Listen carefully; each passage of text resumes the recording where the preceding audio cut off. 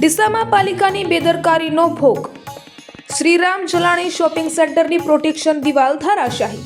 બનાસકાંઠા જિલ્લાના વેપારી મથક ડીસા શહેરમાં ભરચક વિસ્તારમાં આવેલ શ્રીરામ જલાણી શોપિંગ સેન્ટર ખાતે પ્રોટેક્શન દિવાલ અચાનક તૂટી પડતા વિસ્તારમાં હડકંપ મચી જવા પામ્યો હતો।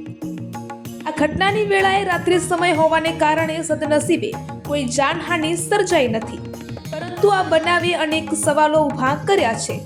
સ્થાનિક વેપારીઓના જણાવ્યા મુજબ શોપિંગ સેન્ટરની નીચેના શેડ સહિત દબાણો અને જોખમી માળખા અંગે અગાઉથી જ લિખિત રજૂઆત પાલિકા સમક્ષ કરવામાં આવી હતી, છતાંય સમયસર કાર્યવાહી ન થતાં અંતે દિવાલ ધરાશાયી થઈ ઘટના બની હોવાનું સામે આવ્યું છે।